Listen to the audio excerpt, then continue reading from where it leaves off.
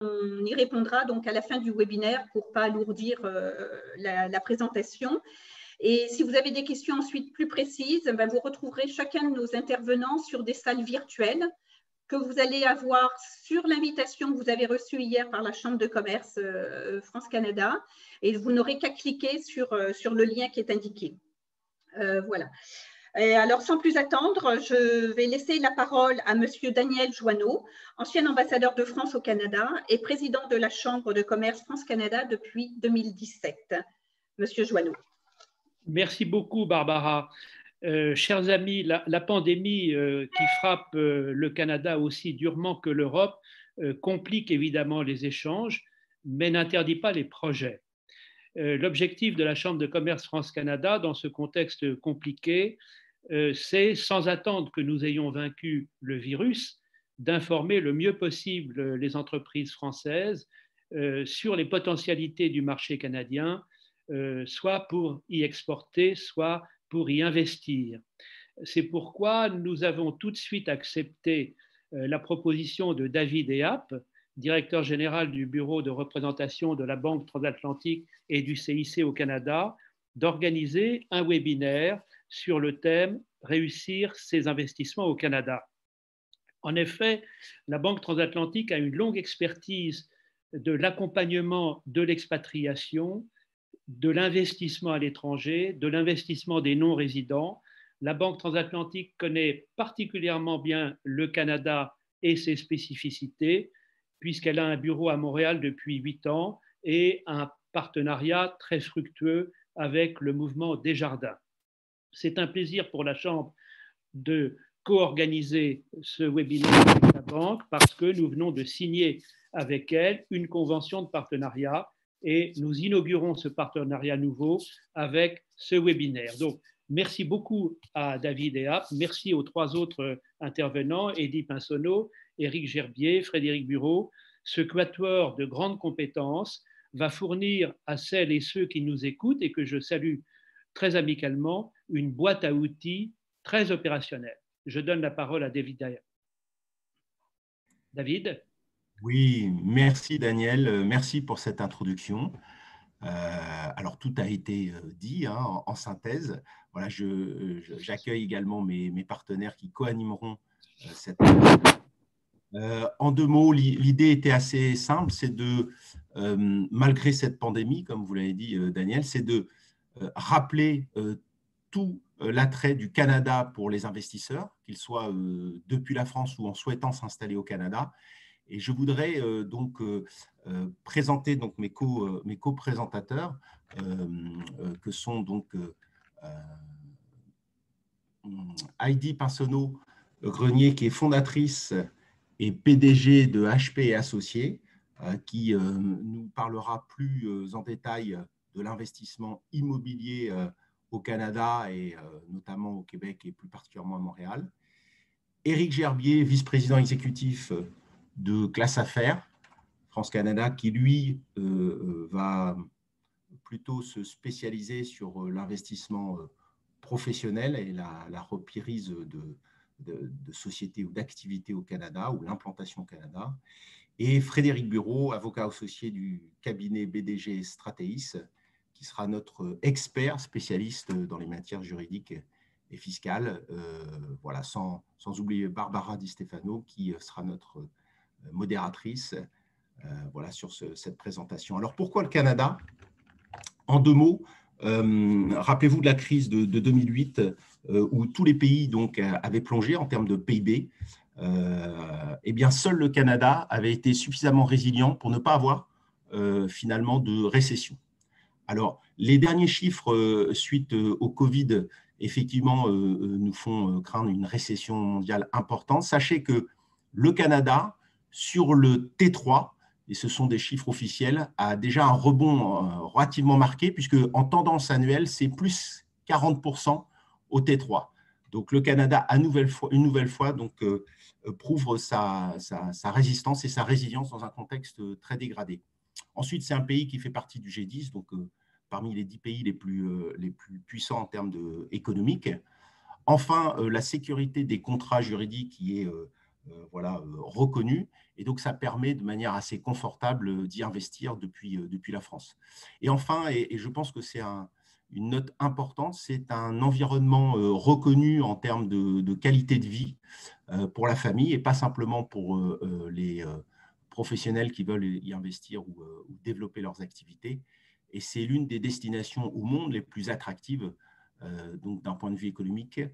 Enfin, le Canada offre également des perspectives très intéressantes en termes d'éducation, puisqu'il y a un montant, enfin un niveau assez important de jeunes étudiants qui viennent parfaire leurs connaissances au Canada. Je terminerai par des chiffres de la communauté française au Canada. Je crois qu'il y a pas loin de 60 000 inscrits au consulat général de France à Montréal. C'est par extrapolation au minimum 150 000 Français qui vivent sur le sol canadien et c'est tous les ans à peu près 5 à 6 000 Français qui deviennent résidents permanents du Canada et c'est à 10 à 15 000 étudiants qui viennent grossir les rangs en général des étudiants canadiens.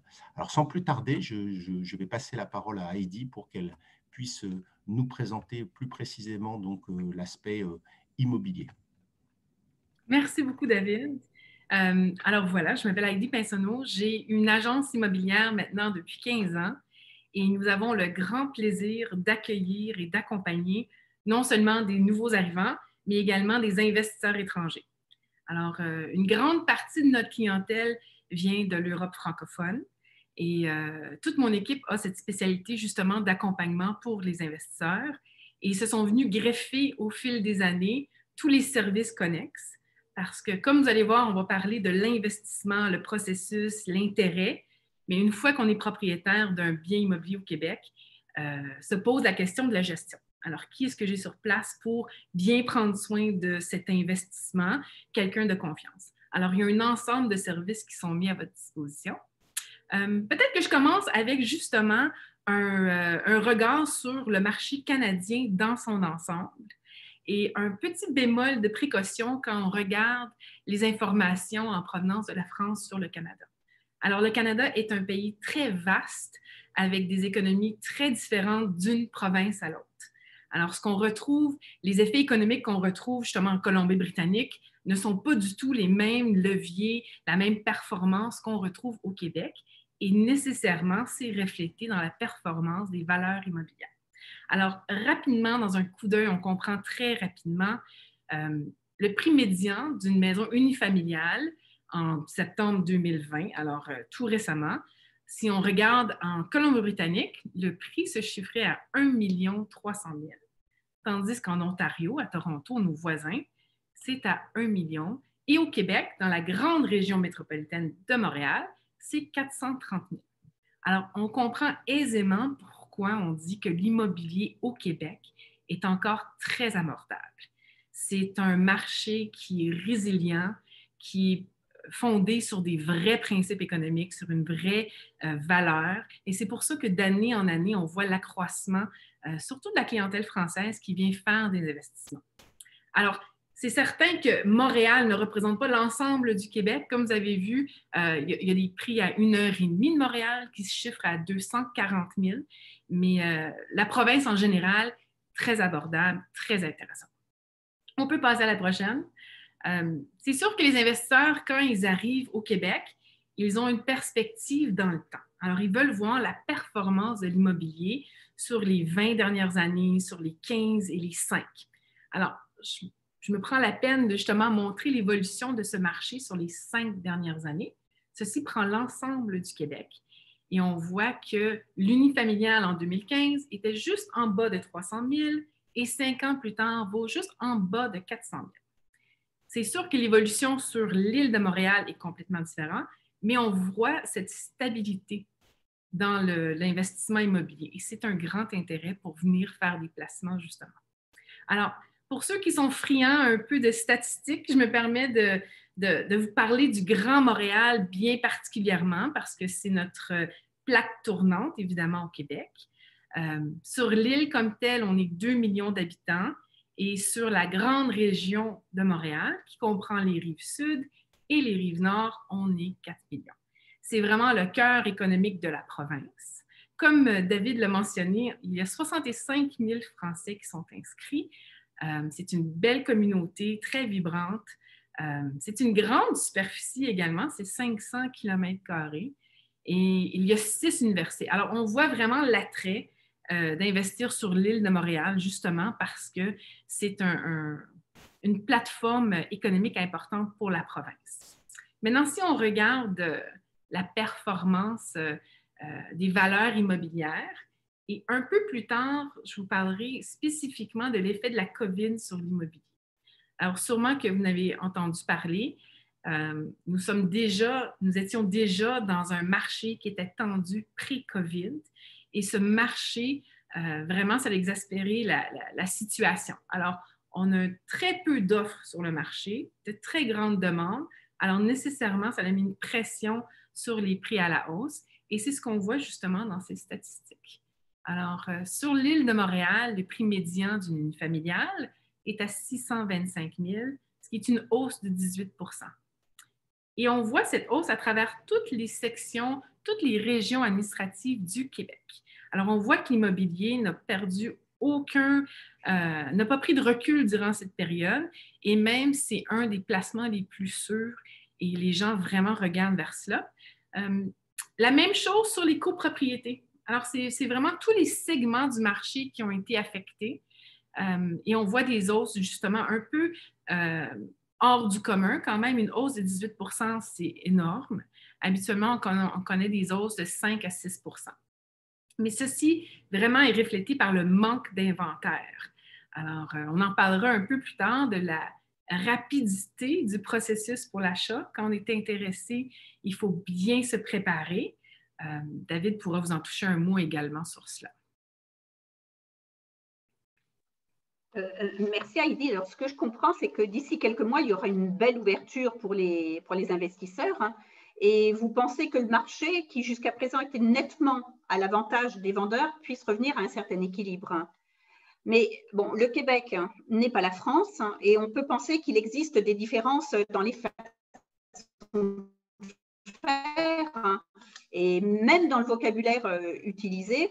Donc, avant de se lancer, il est quand même préférable de bien comprendre comment fonctionne l'organisation du secteur, comment on fait la mise en marché, quel est le rôle d'un courtier, etc. Est-ce que vous pouvez nous en dresser les grandes lignes?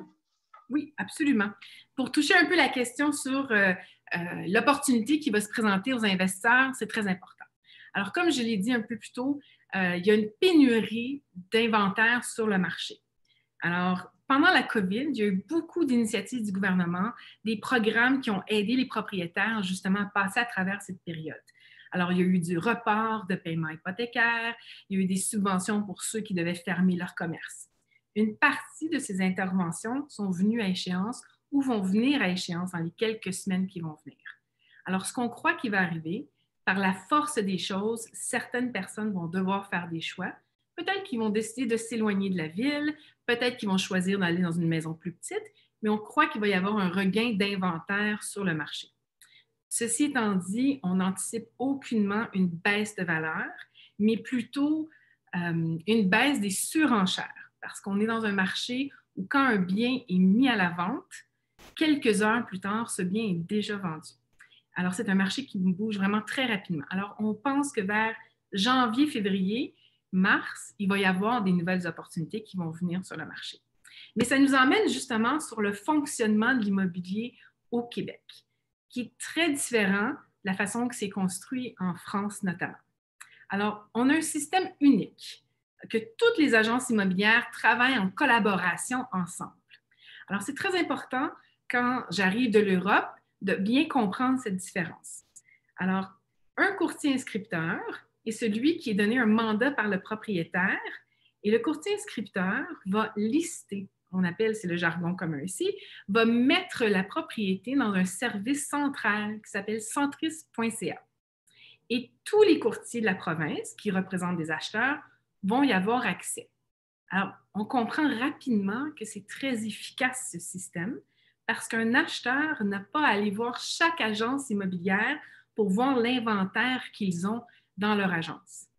un seul arrêt, centris.ca, et l'ensemble de l'inventaire est disponible. Et ce, sur l'ensemble de la province. Peut-être que je passe à la prochaine étape, justement. Il faut vraiment bien comprendre ce rôle. Alors, le vendeur est représenté par un courtier inscripteur. Les acheteurs sont représentés par un courtier collaborateur.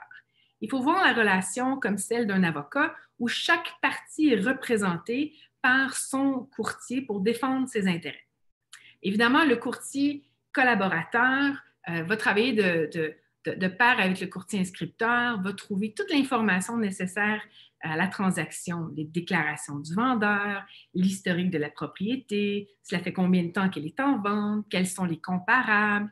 Votre courtier collaborateur va réellement vous donner une plus-value, une panoplie d'informations que vous n'auriez pas nécessairement accès si vous alliez directement chez le vendeur. Alors, cette relation-là, elle est très importante.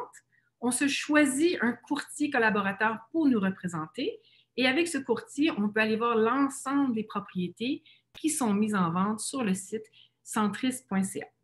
Le grand public a accès à une foule d'informations, mais la grande majorité des informations sont justement accessibles à vos courtiers qui vous représentent. Souvent, les gens, justement, venus de l'extérieur, nous demandent comment ça fonctionne pour la rémunération des courtiers, qui est un point qui est très important. Et une fois qu'on comprend comment le système est bâti, vous allez voir pourquoi la rémunération elle est faite ainsi. Donc, le courtier inscripteur signe un mandat avec le propriétaire. Ils s'entendent sur une commission. Le courtier inscripteur va partager sa commission avec le courtier collaborateur. Alors, en fait, ce n'est pas aux frais de l'acheteur, mais bien aux frais du vendeur. Alors, c'est important de vraiment faire appel à ce service du courtier collaborateur qui représente l'acheteur parce que de toute façon, c'est déjà entendu, c'est déjà négocié avec le courtier inscripteur. Alors, c'est vraiment un service conseil extraordinaire et en plus, vous allez avoir accès à l'ensemble des propriétés et cette base de données est toujours régulièrement tenue à jour. Alors, vous avez les informations les plus récentes disponibles. Effectivement, cette organisation est bien différente de celle que nous connaissons en France. Elle semble beaucoup plus simple et efficace, tant pour les propriétaires vendeurs que pour les acquéreurs. Mais parlons maintenant financement, notamment quand on est non-résident. Est-ce qu'il est possible de trouver un financement? Quelles sont les possibilités qui sont offertes? J'aimerais que David nous en dise plus sur ce sujet.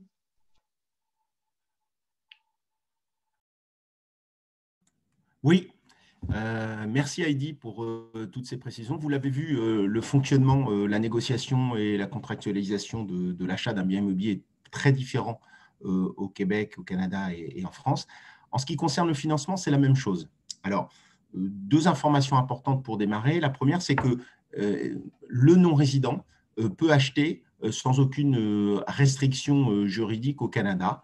Donc, soit en nom propre, soit sous forme d'autres structurations juridiques. On le verra dans un deuxième temps. Pour ce qui concerne le financement, ce qui est très important, d'une part par rapport à votre courtier qui va vous représenter, c'est de pouvoir lui justifier que vous êtes quelqu'un de sérieux. Et la meilleure solution, c'est d'être préapprouvé en termes de financement. C'est quelque chose qu'on a perdu de vue en France, mais qui est très important au Canada. Si jamais vous devez financer le bien par le recours à un emprunt, il faut impérativement disposer d'une lettre de préapprobation, ce qu'on appelle ici hypothécaire, en bon français, une attestation préalable d'accord de prêt par la banque. Ça va vous permettre de pouvoir véritablement faire travailler le courtier à votre profit. Alors ensuite, comment ça se passe au Canada pour disposer d'un financement lorsqu'on est non-résident?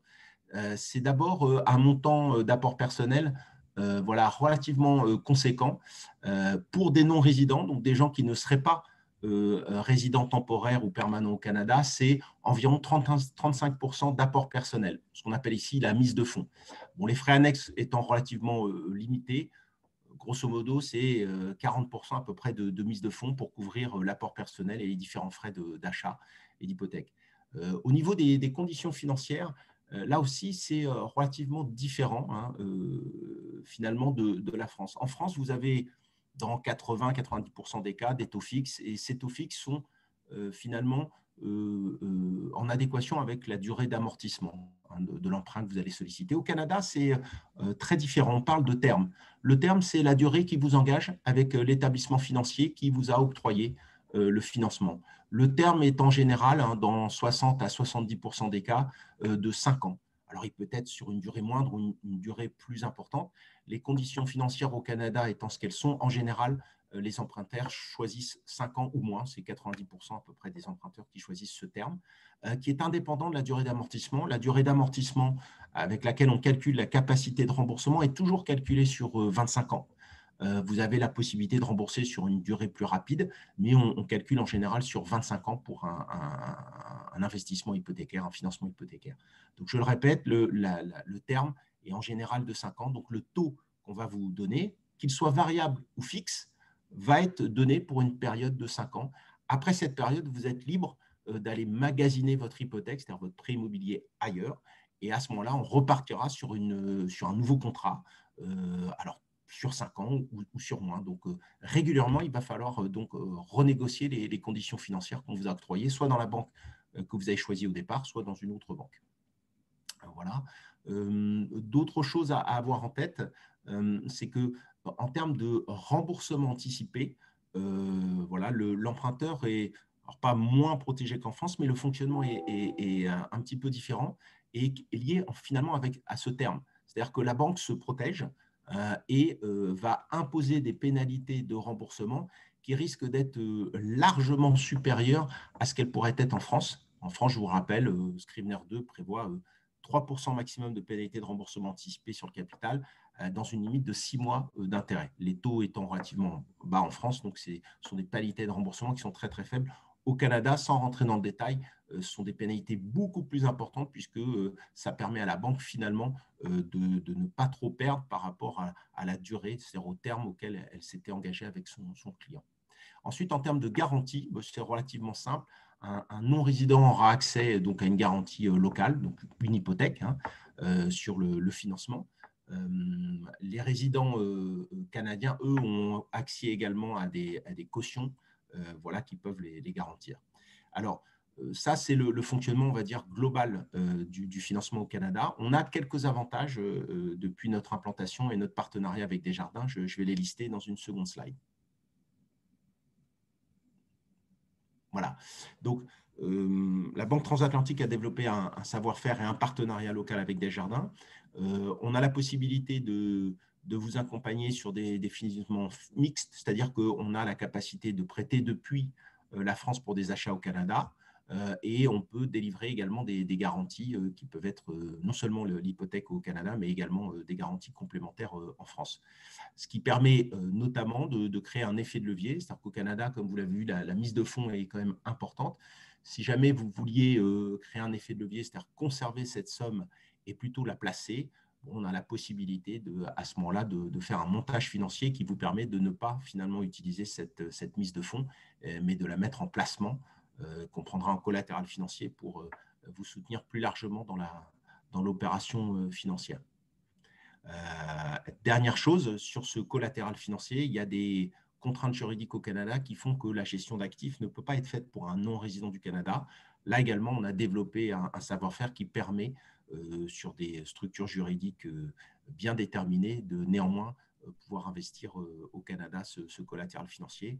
Enfin, on a accès à un certain nombre de devises pour financer le bien, alors qu'au Canada, bien entendu, les banques canadiennes vont financer exclusivement au dollar canadien et aux conditions locales qui sont beaucoup moins favorables que les conditions françaises. Voilà. Peut-être une dernière chose, mais Frédéric Bureau fera son intervention sur le sujet. Il y a la possibilité pour un investisseur français de se structurer donc, au Canada pour que ça soit efficient d'un point de vue fiscal et juridique. Voilà. Donc, je vais redonner la parole à Heidi ou à Frédéric pour compléter le propos. Oui, merci David. Mais avant peut-être de parler de ça, j'aimerais concrètement, Heidi, que vous nous donniez un exemple bien concret. Je suis non-résident et je suis non-résident canadien et je souhaite faire l'acquisition d'un bien au Québec. Quelles sont les étapes à suivre? Parfait.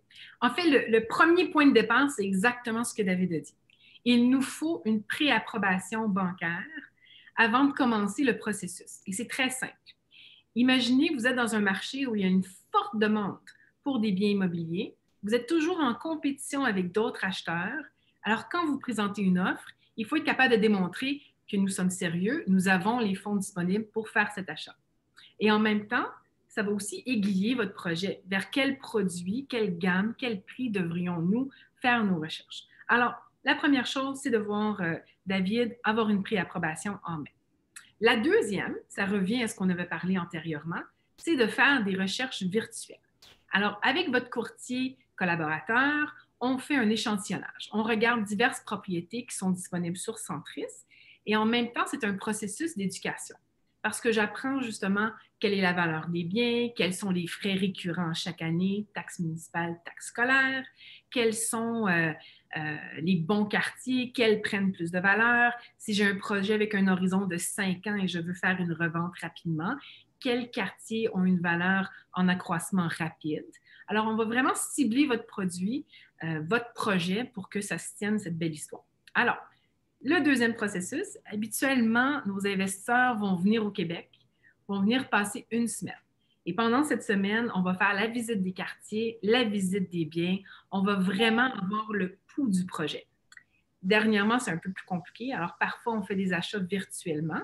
Habituellement, c'est des gens qui ont un peu plus la connaissance de Montréal qui vont faire des achats virtuels. Bon, alors si on a la chance de vous voir en personne, c'est tant mieux. Maintenant, on a trouvé un bien qui vous convient. La première étape, c'est de faire une rédaction d'une promesse d'achat avec votre courtier. Donc, on va convenir d'un prix qu'on va offrir, d'une date d'occupation, une date de notaire. On va aussi inclure des clauses suspensives. Alors, vous allez comprendre quand je vais vous l'expliquer, c'est très important. Il ne faut pas se surprendre, quand on présente une promesse d'achat à un vendeur, de lui donner un très court délai pour nous répondre. Personne ne se vexe, personne ne se sent pressé. On a cette habitude et ça peut varier entre 6 à 12 heures qu'on va laisser au propriétaire de nous revenir avec une réponse. Il peut soit accepter notre offre, il peut soit nous faire une contre-proposition, modifier les termes de notre offre, ou il peut simplement la refuser. Mais tout ça, ça se passe très rapidement. Disons qu'on est bien parti dans notre projet, on a une promesse d'achat acceptée par le vendeur. On passe maintenant à l'étape de la réalisation des conditions. Et ça, c'est très différent, je crois, du système français. Alors, une des premières conditions, c'est d'avoir l'approbation bancaire de la banque. Alors, on se souvient, dans le point 1, on avait une préapprobation. Donc, la banque a consenti à dire c'est parfait, si vous trouvez un bien, je suis prêt à vous financer jusqu'à hauteur de 700 000 Canadiens. Alors, l'approbation bancaire, c'est la banque qui dit parfait, vous voulez acheter cette propriété pour 700 000. Et la banque, habituellement, va envoyer un évaluateur. Alors, c'est très rassurant pour l'acheteur parce que vous avez une tierce personne qui habituellement est très conservatrice qui va venir confirmer que la valeur que vous payez est véritablement la valeur marchande. Alors ça, c'est une des premières conditions. La banque doit approuver le prix d'achat. Une deuxième condition, c'est l'inspection de la propriété. Alors, l'acheteur va engager un inspecteur certifié qui va venir faire l'évaluation structurelle de la propriété. La toiture, les fondations, l'électricité, la plomberie. Il va vous produire un rapport d'une 50aine de pages à l'intérieur de 2 jours. Alors, on achète en pleine connaissance de cause. Et là, va se présenter 3 options à l'acheteur. Est-ce qu'il achète tel quel au prix qu'il avait offert à l'époque et il se déclare satisfait de l'inspection? Est-ce qu'il va choisir de renégocier le prix offert et les termes en fonction des déficiences qui ont été découvertes? Ou est-ce qu'il va choisir de simplement se désister de la promesse d'achat et à ce moment, elle devient nulle et non avenue? Il n'y a pas de pénalité pour l'acheteur à ce moment-là s'il décide de se retirer de la promesse d'achat. Alors souvent, nos investisseurs vont nous demander c'est à quel moment du processus où je suis véritablement engagé à acheter la propriété. Alors, il y a un premier engagement au niveau de la présentation de la promesse d'achat, mais véritablement, votre engagement débute au moment de la réalisation des conditions. La banque vous finance, vous avez accepté et vous déclarez satisfait de l'inspection, alors l'offre elle est finale et après ça, on passe chez le notaire. Dans le cas où vous achetez une copropriété, on peut également, et c'est recommandé, d'inclure une clause suspensive pour l'examen des documents de copropriété. Est-ce que j'achète dans une copropriété qui est bien gérée, qui a un bon fonds de prévoyance? Est-ce que les règlements permettent la location parce que j'achète un bien d'investissement? Alors, c'est à ce moment-là qu'on va valider que vraiment, il y a une correspondance entre votre projet et la propriété que vous achetez. Les délais pour la réalisation des conditions sont d'environ 10 jours. Alors, ça se passe très rapidement, ce processus-là aussi. Une fois que les conditions sont réalisées, on est maintenant prêt à transférer le dossier chez le notaire. Le notaire a besoin de 2 semaines environ pour faire la recherche des titres, s'assurer de la conformité, enregistrer la vente, faire appel des fonds à la banque. Alors, sûrement vous avez vu, à partir du moment où je trouve une propriété qui m'intéresse et je deviens propriétaire, il peut s'écouler aussi peu que 30 jours. Alors, ça peut se faire très rapidement si on le désire. Un autre point qui est très intéressant et important à mentionner, les frais à l'acquisition ici au Québec sont beaucoup plus bas que ceux qu'on connaît en France. Et ça explique en partie pourquoi les Québécois, en moyenne, changent d'habitation à tous les 5 ans. Alors vraiment, la propriété est considérée comme un bien de consommation. Pour vous donner une idée générale des frais, alors le premier frais qu'on va encourir, c'est l'inspection. Alors, il faut engager un inspecteur et ça va coûter entre 500 et 800 $, dépendamment de la propriété qu'on achète. Ensuite, le notaire, c'est un frais fixe. Ce n'est pas un frais qui est modulé en fonction du prix d'achat. Et ça va vous coûter entre 1 500 et 2 000 $ pour les frais du notaire, indépendamment de la propriété que j'achète. Une fois qu'on devient propriétaire, il y a une taxe unique qui est facturée par la municipalité, qu'on appelle la taxe de droit de mutation. Sûrement que vous en avez entendu parler sous le nom de taxe de bienvenue. Et ça va varier entre 1 à 1,5 % du prix d'achat.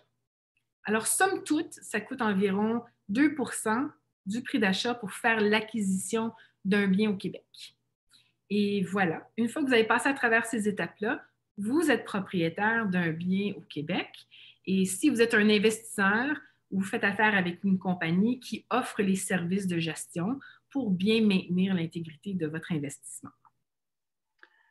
Eh bien, merci Heidi. Et en fait, ça peut aller très vite, effectivement. Mais auriez-vous un exemple concret d'un investissement fait par un de vos clients français? Oui, absolument.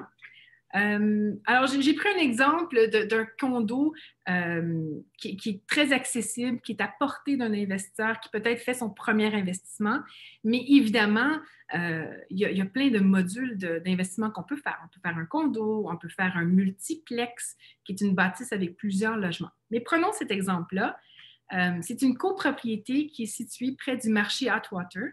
Alors, pour ceux qui connaissent, c'est un quartier en pleine expansion qui est magnifique, des pistes cyclables qui vont sur le bord du canal, très en demande avec les locataires, vraiment un petit bijou. Alors, celui-ci, c'est un 69 mètres carrés, très typique, 2 chambres à coucher, une salle de bain, un allée de stationnement, très bien placé. Alors, si on passe à la prochaine slide, on va voir. Notre investisseur l'a acheté en 2017 et l'a acheté pour 314 000 Canadiens, évidemment. Et il l'a vendu juste avant la pandémie. Peut-être un peu trop tôt. Il aurait dû le vendre après la pandémie parce que les prix ont augmenté. Mais voilà. Alors, ils l'ont vendu en début de 2020 pour 420 000. Donc, on a une augmentation sur 3 ans de 116 000. Si on tient compte des frais divers, comme on a parlé sur la slide précédente, donc la taxe de bienvenue, les frais de notaire, l'inspecteur, ils ont pour environ 6 000 $ de frais. Donc, ils ont fait un profit de 110 000. Il faut savoir quand on est résident, ce qui ne s'applique pas toujours dans le cas des gens qui sont aujourd'hui, mais pour ceux qui sont résidents, il n'y a pas de taxe sur le gain en capital pour les résidents canadiens. Et ça s'explique vraiment bien pourquoi les Canadiens changent d'habitation aussi souvent.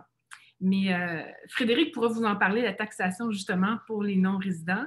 Mais somme toute, c'est un profit qui a été fort intéressant pour ces investisseurs-là. Oui, ben, j'aimerais justement peut-être tout de suite passer la parole à Frédéric Bureau pour qu'il nous fasse un petit topo sur l'implication fiscale pour un Français non résident qui souhaiterait investir dans l'immobilier au Québec. Ton micro. Oui, voilà, ça y est, je suis en ligne. Parfait. Bonjour à tous d'abord. Frédéric Bureau, avocat à Montréal et puis avocat en France.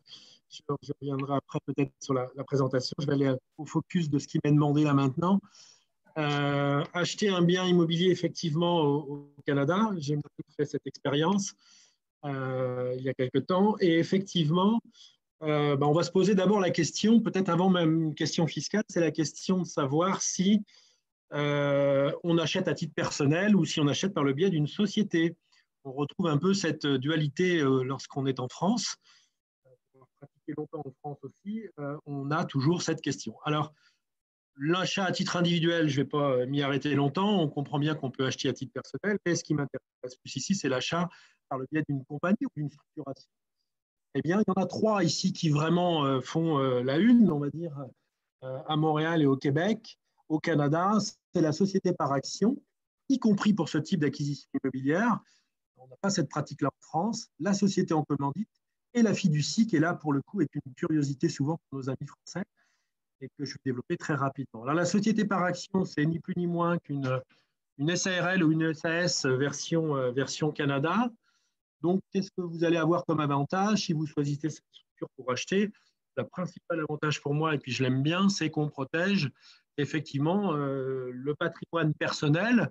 On a un patrimoine spécifique pour l'acquisition immobilière, et donc on isole le patrimoine personnel et le patrimoine de l'immeuble grâce à cette société avec cette responsabilité, comme en France pour une SARL ou une SAS, une responsabilité limitée.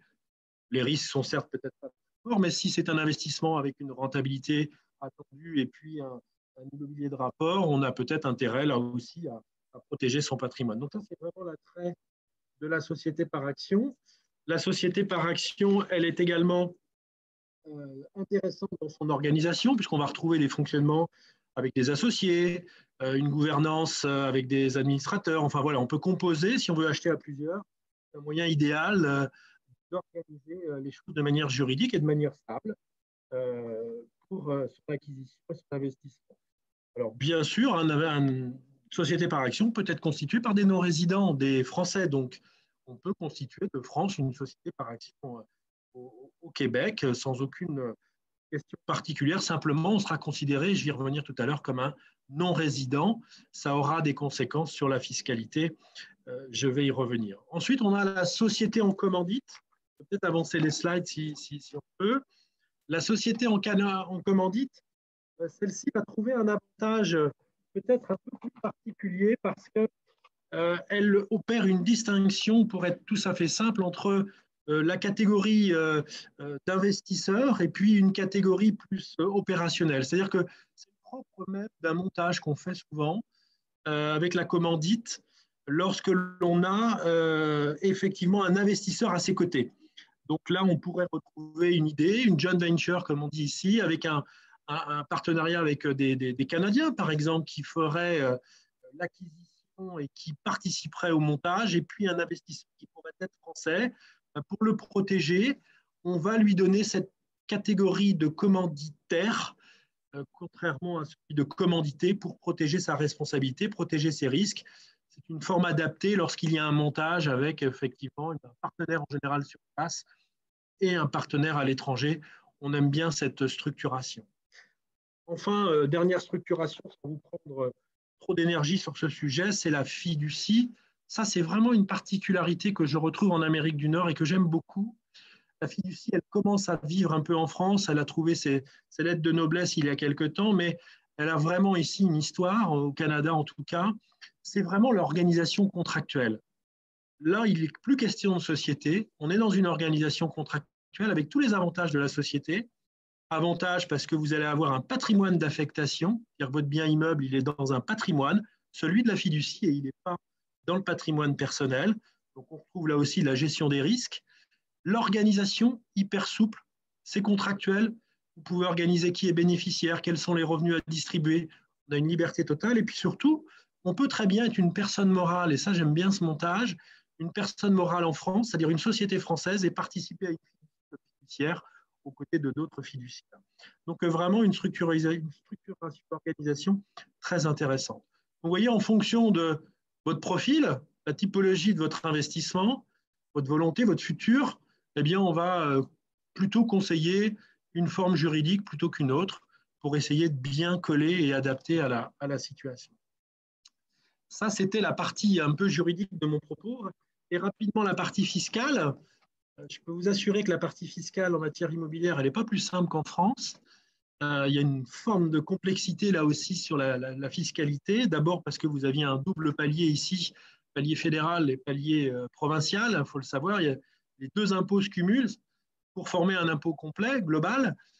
Et donc, on va retrouver cette gestion-là. Mais surtout, en matière immobilière, comme souvent dans beaucoup de pays, pour en connaître d'autres, il n'y a rien de plus choquant qu'au Québec qu'ailleurs, mais on a une fiscalité qui va se dédoubler. Alors j'ai fait volontairement un plan ici pour permettre de vous y retrouver entre la nature même de l'opération que vous souhaitez mener.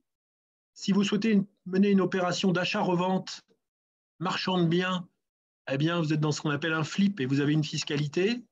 Si vous faites une opération simplement de gestion locative, vous recevez des loyers, vous êtes dans une autre fiscalité. Et puis ensuite, on va se poser la question de toute façon de la revente, c'est-à-dire le gain en capital, la plus-value, comment est-ce qu'on va la traiter. Très ambitieux de traiter ce propos en 5 minutes, mais rapidement, pour vous dire comment ça fonctionne, ici, on va distinguer, la notion fiscale, elle est fondamentale entre un revenu actif et un revenu passif. Si vous faites du flip, c'est-à-dire de l'achat-revente, vous êtes considéré quelque part comme un professionnel, en tout cas avec une intention spéculative. On va considérer que votre revenu il est actif. Si votre revenu il est actif, bien vous en prend, vous avez une fiscalité classique en matière d'impôt société ici à 26,5%, tout confondu. Ou si vous avez la chance d'être un résident canadien ou affilié à un résident canadien, vous allez avoir une fiscalité privilégiée sur les 500 000 premiers dollars à 14%. Mais globalement, vous dépendez de la fiscalité des entreprises de manière générale lorsque vous êtes dans cette équation de achat-revente. Plus sûrement que lorsque vous faites un investissement, vous êtes plutôt dans la deuxième typologie de celui qui achète pour placer, donc qui reçoit des loyers, puis qui va gérer effectivement son revenu sur le temps. Là, vous êtes dans un revenu passif. Et fiscalement, si vous êtes dans un revenu passif, eh bien, là, les impôts sont un peu plus lourds parce qu'on considère que vous n'avez pas le même impact sur l'économie, concrètement, c'est ça l'idée. Eh bien, vous allez être taxé à un taux de 50,17%. C'est un taux élevé qui est un peu prohibitif, mais qui est contrebalancé, vous allez le voir tout à l'heure, par un crédit d'impôt et qui vient finalement neutraliser une partie de cet impôt. C'est en 2 temps, impôt permanent, impôt temporaire, c'est là que la complexité se glisse et on ramène le taux moyen entre 20 et 25%. Globalement, c'est ce que vous pouvez retenir lorsque le montage est bien fait et que la fiscalité est bien correctement traitée. La fiscalité ça c'était la fiscalité du loueur, de celui qui reçoit des loyers. Maintenant, la fiscalité du vendeur, celui qui vend son bien. Vous l'avez loué pendant 10 ans, vous l'avez loué pendant 15 ans, vous avez remboursé tous vos hypothèques, tous vos prêts, et vous êtes prêt pour la vente et faire le gain en capital. On parle de gain en capital au Québec, de plus-value en France. Là encore, vous avez une fiscalité un petit peu compliquée où on va distinguer, c'est juste le slide d'après qui va être très clair, où on va distinguer le terrain de la bâtisse. On fait la distinction ici. On va regarder la valeur du terrain et on va regarder la valeur de la bâtisse, la construction. Le terrain, on va le fiscaliser de cette manière. On va considérer qu'il y a la moitié de la valeur du terrain qui n'est pas imposable. Tant mieux pour vous. Et l'autre moitié qui est soumise à ce fameux taux de 50,17%. Et si vous faites la somme des deux, 50-50, rapporté à un 50 encore à l'intérieur, ça fait 25% d'imposition sur la valeur du terrain. Concernant la construction, là, on va être un peu plus technique et on a besoin en général d'un comptable pour nous aider à faire tout ça parce qu'on va pouvoir amortir effectivement ce bien. Lorsqu'on est dans une société, on pourra l'amortir, mais ces amortissements donnent lieu à de la déduction fiscale au fur et à mesure de la vie, effectivement, de cet amortissement. Donc, on va en tenir compte dans la plus-value, un peu comme en France, puisque vous avez la même notion. On va avoir une imposition, effectivement, à 50,17%, c'est-à-dire la pleine et entière imposition, lorsqu'on a déjà bénéficié de l'amortissement, c'est-à-dire de la déduction fiscale attachée à l'amortissement. Et au-delà de l'amortissement, c'est une règle à bien saisir, on retrouve cette distinction que vous avez vue tout à l'heure entre 50% non imposable et 50% imposable. Voilà comment on va procéder. Vous rajoutez à tout cela un dernier slide qui est celui du crédit d'impôt, l'impôt temporaire. Je vais être très rapide sur ce sujet. On peut corriger cet impôt final en faisant une bonne déclaration, une déclaration de dividende en capital qui vient nous donner une réduction d'impôt final pour diminuer encore un peu plus le montant des impôts. Au global, retenez que sur une vente, en général, on est autour de 20%. C'est ce que je dis toujours à mes amis français, on est autour de 20% d'imposition sur une valeur de revente. Voilà pour le schéma fiscal, rapidement éclairé, mais on pourra donner de plus amples explications, évidemment, plus tard. Eh bien, merci beaucoup Frédéric, merci David et merci Heidi. Et effectivement, je suis convaincue tous les trois que vous avez attisé un peu plus l'intérêt encore de nos auditeurs pour des investissements immobiliers au Québec, même si la partie fiscale, je pense elle semble un peu complexe et demande certainement un bon accompagnement pour ne pas faire d'erreurs. Alors, tout de suite, parce que là, le temps presse, le programme est dense, nous allons donner la parole à Éric Gerbier, donc vice-président exécutif de Classe Affaires Canada France, qui, lui, va vous parler d'investissement par l'acquisition d'entreprises. Alors là encore, David et Frédéric compléteront autant sur la partie financement que la partie aussi légale et juridique. Éric, c'est à toi. Merci Barbara. Alors avant tout, je vous dis bonjour à toutes et à tous. Ravi aujourd'hui d'échanger avec vous, entouré de nos partenaires rapprochés. Comme l'a dit M. Joanneau en introduction, vous avez vraiment la boîte à outils aujourd'hui devant vous. Il manque juste un comptable pour pouvoir réaliser une acquisition d'entreprise au Québec-Canada. Merci beaucoup à la Chambre de commerce France-Canada et puis à notre partenaire bancaire, David et Ab de la Banque Transatlantique, pour l'organisation et notre participation aujourd'hui à ce webinaire. Alors, Classe Affaires, qui nous sommes? Classe Affaires, nous sommes une société de services conseil canadienne, basée à la fois à Montréal et à Paris. Nous sommes des deux côtés de l'Atlantique. On est un petit peu votre porte d'entrée sur le Canada. On accompagne les entrepreneurs, les entreprises et les investisseurs d'Europe francophone qui ont un projet d'installation, de développement ou d'investissement sur le marché canadien. Alors, toute l'équipe de Classe Affaires, qu'on soit des deux côtés de l'Atlantique, on est exclusivement composé de dirigeants d'entreprise. On a tous fait le pas d'entreprendre depuis des années, d'acquérir, de céder des compagnies dans différents secteurs d'activité des deux côtés de l'Atlantique. Nous sommes tous dotés de la double culture d'affaires franco-canadienne, comme le sont aujourd'hui tous nos partenaires. En résumé, ce qui est très important à retenir pour la suite de notre interview d'aujourd'hui, donc c'est on ne fait pas du coaching, nous sommes avant tout des opérationnels. Alors, quel est notre métier? Que faisons-nous? Nos expériences cumulées nous ont naturellement poussé vers la création d'une entreprise qui s'appelle Classe Affaires pour accompagner les projets d'affaires de nos compatriotes au Canada. Depuis 5 ans, nous mettons à disposition de nos clients une offre sur mesure, un réseau de contacts et de partenaires qualifiés qui nous a pris des années à bâtir et nous les assistons à toutes les étapes de leurs projets au Québec, au Canada. Nous sommes comme un one-stop shop, un guichet unique, si je puis dire. Alors, nous sommes très bien intégrés ici dans les réseaux d'affaires au Québec, au Canada, ce qui nous permet même à distance d'évaluer avec les clients les opportunités professionnelles et d'investissement pour optimiser leurs chances de réussite. Aujourd'hui, donc, on va se concentrer exclusivement sur l'offre d'accompagnement pour une acquisition et on va parler un petit peu des indicateurs pour la reprise d'une entreprise au Québec. Alors d'abord, ce qu'il faut savoir aujourd'hui au Québec, c'est que le marché est estimé à 98,9% de TPE-PME. C'est une comparaison que je fais à titre personnel qui peut être un peu représentative pour certains d'entre nous.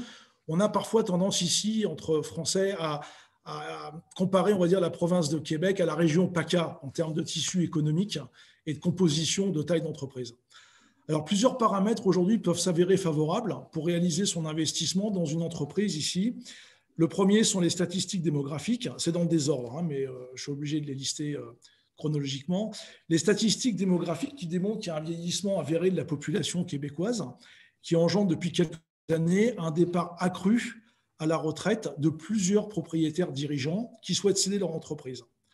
Ensuite, deuxième point, la relève locale n'est pas toujours au rendez-vous. En effet, 56% des fondateurs, principalement des baby-boomers, au Québec veulent prendre leur retraite d'ici 5 à 10 ans. Récemment, une étude sur le reprenariat a révélé qu'en 2020, 98 000 entrepreneurs sont supposés partir à la retraite pour seulement 60 000 désireuses de reprendre une entreprise, ce qui représente un déficit théorique de 38 000. Ensuite, il y a des indicateurs pour la reprise qui peuvent intéresser certains auditeurs. C'est la fiscalité d'entreprise qui apparaîtra comme plus avantageuse pour un entrepreneur français. Ça, je crois que ça va résonner dans la tête de plus d'un d'entre nous. D'abord, il y a un taux d'imposition sur les bénéfices, si vous habitez au Canada, qui sera entre 15 et 20%, dépendamment de l'activité et du nombre de salariés de la société. Si la société est sous contrôle étranger, donc vous n'êtes pas résident, on sera sur des taux de plutôt de 27%. Et il n'y a pas d'autres taxes. Pas d'autres taxes. Il n'y a que 3 obligations fiscales ici. Et oui, tout est plus simple. L'impôt société, la TVS-PVQ, qui est l'équivalent TVA en France, et les charges sociales. Pas de TVTS, pas de CVAE, pas de CFE, plus d'acronymes. Les charges sociales employeurs sont estimées à peu près à 16% au Canada, max. Droit du travail très flexible. Alors, éventuellement, il pourrait y avoir un préavis de courtoisie de 15 jours en cas de séparation. S'il y a un contrat de travail, en général, il dépasse rarement une page et le personnel est payé à l'heure. Imaginez un peu la différence avec la France. En cas de cession de votre entreprise, et ça, je crois que c'est un argument qui pèse beaucoup, en cas de cession de votre entreprise, vous avez une franchise d'impôt jusqu'au premier 800 000 $ du prix de vente. Donc, c'est-à-dire que si vous vendez votre compagnie 3 millions de dollars, vous allez être imposé que sur 2,2 millions et non pas sur 3 millions. Tout ce qui concerne les plus-values, qu'on appelle ici gains en capital, sont imposés seulement sur 50% du montant global. Donc, vous faites 100 de plus-value, vous serez imposé seulement sur 50. Donc ça, c'est toujours des arguments qui sont des arguments chocs pour nos compatriotes entrepreneurs qui veulent entreprendre au Canada. Enfin, inutile de rappeler que la pandémie a également joué un rôle à la fois dans l'accroissement des opportunités de reprise, mais aussi dans les demandes d'acquisition. Alors, c'est vrai qu'aujourd'hui, ici, il y a pas mal de secteurs qui ont été impactés, un petit peu comme au niveau mondial d'ailleurs, le tourisme, l'hôtellerie, la restauration, le transport, l'événementiel, le pétrole et d'autres. Il est donc fort probable qu'il y ait pas mal d'affaires qui soient à reprendre dans les mois qui viennent dans ces secteurs. Alors, soit vous vous positionnez aujourd'hui pour un potentiel redémarrage, tout en regardant le niveau d'endettement lié au contexte, bien sûr, soit vous cherchez dans un autre secteur à moindre risque. Important de signaler également que le taux de chômage aujourd'hui au Québec, je parle de la province de Québec, mais on travaille aussi bien dans l'Ontario qu'au Québec, est à 7,7%, donc ce qui est quand même pas mal. Alors, qu'est-ce qu'il faut savoir pour acquérir une entreprise ici? Même si le processus d'acquisition reste très similaire à celui de la France, il n'en demeure pas moins que l'exercice d'une reprise est toujours délicat.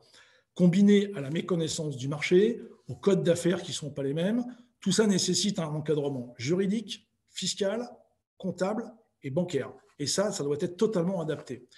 Il faut savoir aussi qu'un cédant au Québec n'est pas toujours enclin à vendre son entreprise à un repreneur étranger. Mais lorsqu'il s'agit d'un Français, ils sont en général plus ouverts qu'avec un Américain et un Chinois. Je vous le dis, je ne l'ai pas écrit, c'est moi qui vous le dis. Et comme partout, la plupart des bonnes affaires sont très souvent dans le marché caché, donc difficilement accessibles pour une majorité de repreneurs. C'est pourquoi vous avez aujourd'hui de présents dans ce webinaire les professionnels qui sont indispensables à la réalisation d'un projet d'acquisition. Donc, la morale de l'histoire, et c'est tout l'enjeu de mon intervention aujourd'hui, c'est qu'il est essentiel de se faire accompagner. Alors certes, la méthodologie pour une acquisition ne se démarque pas beaucoup de la façon de faire en France, mais il y a certaines pratiques qui peuvent surprendre. Alors je vais prendre juste une petite minute pour vous donner quelques exemples. Le premier, c'est qu'ici, quand on rentre dans un processus d'acquisition, les cédants se mettent très vite d'accord sur le prix avec les acquéreurs pour bloquer l'affaire et pouvoir négocier ensuite. Cet exemple montre toute la différence et a fait capoter de nombreuses transactions ici au stade embryonnaire, parce que dès le démarrage de la relation cédant-repreneur, il y a une petite incompréhension sur cette façon de faire. Ensuite, ici, l'infogreffe n'existe pas. Alors, il est difficile d'avoir accès aux 5 précédents bilans. Toujours préférable de racheter les actifs plutôt que les actions.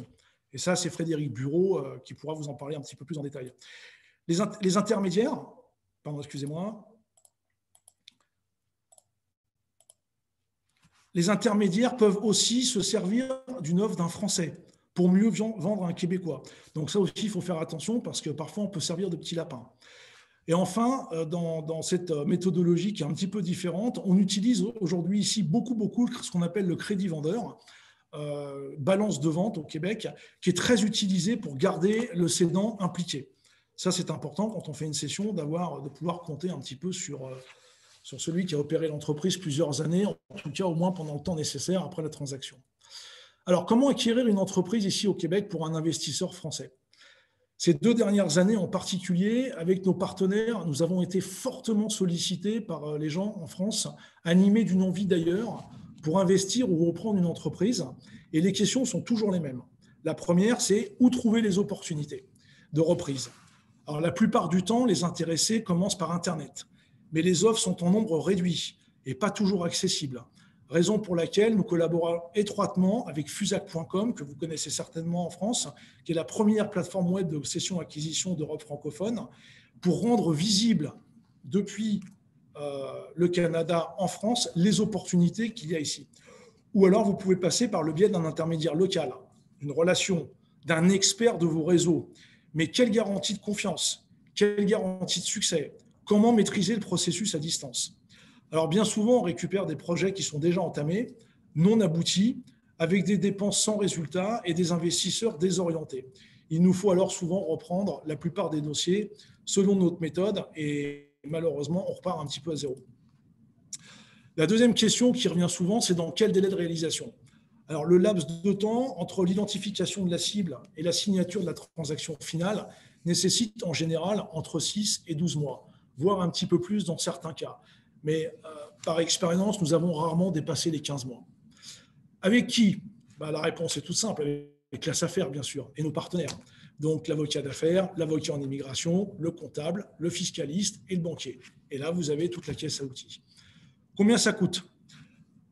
Alors, il faut prévoir un budget d'honoraires d'accompagnement avec l'ensemble des experts qui sont impliqués dans le projet d'accompagnement. Il faut compter à peu près entre 40 et 45 000 euros, dépendamment du projet, qui va être à rajouter à votre budget d'acquisition globale. Rendez-vous compte que pour 40 à 45 000 euros, vous avez dans ce budget votre visa, votre entreprise packagée de A à Z, votre traitement fiscal, sortie, entrée, un réseau de contacts, la logistique d'accompagnement pour la famille et le financement. Alors, quelles sont les étapes pour réussir son acquisition? On a modélisé et séquencé une offre d'accompagnement par étapes qui est très spécifique aux entrepreneurs et aux entreprises françaises aux investisseurs français, qui souhaitent démarrer leur projet d'acquisition à distance ou qui sont déjà présents sur le sol canadien. Je veux tout de suite mettre tout le monde à l'aise parce que c'est très important d'un point de vue juridique. Classe-Affaires n'est pas une société de courtage. Nous sommes une société de services et d'accompagnement sur mesure, de bout en bout du processus d'acquisition et entièrement dédié à l'acquéreur. Nous sommes leurs représentants de confiance pour prospecter, qualifier, coordonner l'ensemble de la transaction. En gros, nous sommes votre bras armé, incluant la stratégie d'immigration. Frédéric va vous en parler après, pour ceux qui veulent s'installer. À noter que depuis le début de la pandémie, au sujet de l'immigration, les délais qui sont associés à toutes les demandes de permis ou visa ont explosé pour ceux qui veulent venir s'installer. Mais ça se fait. Nous, on a des clients qui régulièrement arrivent et ont obtenu leur visa. Alors, il y a 2 cas de figure. Soit vous avez déjà trouvé votre cible depuis la France par vos propres moyens, et là, à ce moment-là, Classe-Affaires interviendra pour gérer, coordonner et mener la transaction à son terme. Et même si vous l'avez trouvé, on aura toujours un plan B pour aller chercher en parallèle d'autres affaires dans notre réseau, qu'elles soient visibles, cachées, voire pas à vendre. La deuxième solution, c'est que vous nous mandatez dès le départ pour identifier une cible et aller jusqu'à la transaction finale si tout se déroule bien. Dans les 2 cas de figure, un chef de projet certifié en transfert et acquisition d'entreprise au Québec-Canada, au sein de Classe-Affaires, sera votre principal interlocuteur pour l'ensemble de l'opération. Pour chaque candidat, et c'est là où c'est très très important d'entendre, c'est qu'on fait un très très gros travail en amont de qualification et de ciblage pour déterminer le profil de l'acquéreur, ses objectifs, ses moyens. Sinon, il risque de partir dans tous les sens et ça, c'est ce qui doit être évité à tout prix. Une fois ce travail validé, on vous accompagne tout au long du processus, à la fois d'un point de vue financier, mais également humain, pour maximiser les chances de succès du transfert et de la pérennité de l'entreprise. Je vais terminer par un tout petit détail supplémentaire. Avant et après la transaction, c'est très important, c'est qu'au-delà des services et des compétences essentielles pour réaliser une acquisition, on est capable également de vous aider en amont, c'est-à-dire avant de vous lancer dans la recherche d'entreprise pour l'exploration et les conditions d'accès au marché. Et on est également ensuite capable, une fois que la transaction est réalisée, de pérenniser le transfert de l'entreprise et la continuité de la compagnie. Par exemple, un accompagnement en gestion des RH. Il est très recommandé ici, d'ailleurs, pour les repreneurs étrangers, d'avoir un peu de coaching sur la gestion des ressources humaines ici au Canada, parce que la gestion des RH n'a rien à voir avec celle que l'on pratique en France. On peut également vous proposer une stratégie subventionnaire. Ici, le provincial et le fédéral sont les champions du monde de la stratégie subventionnaire. Donc, si vous rentrez dans les cases et vous êtes éligible, il y a moyen d'aller chercher des subventions pour aider au financement, au développement de la compagnie. On a un expert en la matière. Nous sommes également aptes à vous aider dans tous les services de relocalisation pour tout ce qui concerne le volet familial et personnel, et également tout le développement des affaires une fois que vous êtes arrivé ici, pour chercher des relais de croissance, des réseaux de distribution, des partenaires, et tout simplement faire de la vente. Voilà. J'essaie d'être le plus court possible. J'espère avoir été assez clair sur les points évoqués. N'hésitez pas à poser vos questions après ou aux coordonnées qu'on va vous communiquer.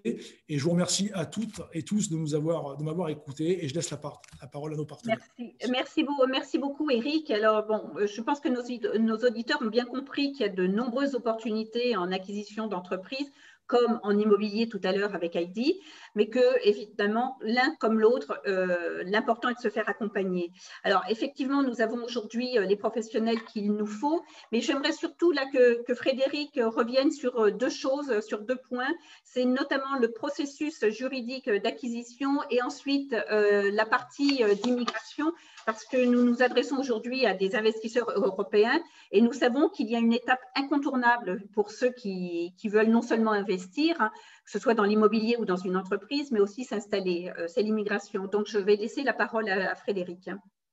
Oui, merci Barbara, merci Eric. Peut-être dans un premier temps, effectivement, le processus juridique, je ne vais pas y passer beaucoup de temps, parce que pour les Français qui ont déjà acquis une entreprise en France, eh bien, vous retrouvez un processus similaire, ou en tout cas pas très éloigné. Pourquoi? Parce que au Québec, en tout cas, ce n'est pas vrai en Ontario ou en Colombie-Britannique ou dans les autres provinces où là, c'est la common law qui s'applique. Mais ici, on a la chance de bénéficier du Code civil. Et moi, quand je travaille avec le Code civil, eh bien, je me réfère à des notions que je connais bien en tant que Français d'origine et que vous tous connaissez bien. Donc, on va retrouver des schémas d'acquisition contractuelle qui sont connus. Alors, évidemment, on ne va pas passer à côté du NDA, de l'accord de confidentialité. Le cas échéant, on va essayer de bloquer la négociation avec un accord d'exclusivité, c'est-à-dire pour être les seuls à discuter avec notre vendeur, pardon. On va sûrement, à un moment donné, pour déclarer notre flamme, lancer une lettre d'intention qui définira les grandes caractéristiques de l'acquisition. Attention, et là Eric a bien fait de le rappeler, c'est véritablement une réalité. On a ici plus de difficultés à collecter l'information financière sur l'entreprise parce que tout simplement, il n'y a pas de dépôt des comptes. Et que, deuxième conséquence, il n'y a non plus pas d'obligation comptable à un certain niveau de lecture de fournir des informations, on va dire, standards. Donc, on a une certaine liberté dans l'organisation de la fourniture des éléments comptables au travers de ce qu'on appelle l'avis au lecteur, qui doit attirer la vigilance et qui doit impliquer une grande vigilance en analyse des chiffres. D'abord, il faudra les traduire, et là, on est là pour ça, pour vous aider à les traduire, mais on devra aussi non seulement les traduire, mais vérifier véritablement dans les due diligence la qualité de l'information et la pertinence de l'information. C'est un point essentiel qu'il faut vraiment avoir à l'esprit. Acheter une entreprise ici, c'est véritablement faire attention à ces points. Une fois qu'on est rassuré que les due diligence se sont bien passés, on peut aller vers le SPA, c'est-à-dire le protocole d'accord, où là, vous allez retrouver toutes les caractéristiques habituelles dans un processus d'acquisition. Et j'insiste vraiment ici sur la garantie d'actifs et de passifs. Ils ont au Canada la même culture que nous sur cette garantie. C'est la protection véritablement de l'acheteur. On passe du temps dans les négociations ici, mais c'est véritablement un point essentiel. Et puis, on réitérera la vente quand tout sera signé, acquis, on réitérera, on transférera le prix et on sera dans un processus de transfert de propriété. Ce que je voulais vous dire, c'est vigilance au démarrage, des bonnes due diligence et un processus contractuel bien connu.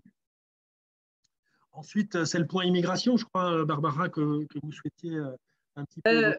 Oui, parce que c'est important, comme la plupart de nos auditeurs sont des investisseurs européens, et s'ils veulent investir et s'installer, il y a la partie immigration. Ouais, c'est la barrière préalable. Je dirais même qu'on commence par là. C'est-à-dire qu'on évoque, parce que qui dit acquérir une entreprise dit effectivement être en capacité de venir travailler au Québec ou au Canada. Et évidemment, il y a une barrière à l'entrée ici majeure, qui est celle de l'immigration. Plusieurs schémas, ici ils sont rapportés un peu dans les slides que je vous présente, mais pour être tout à fait rapide et puis efficace, il existe deux grands schémas pour pouvoir venir travailler au Québec et vivre au Québec ou au Canada. Le premier, c'est un permis de travail. Je vais y revenir, assez classique. Le deuxième, c'est une résidence permanente. On peut aussi aller effectivement directement à la résidence permanente.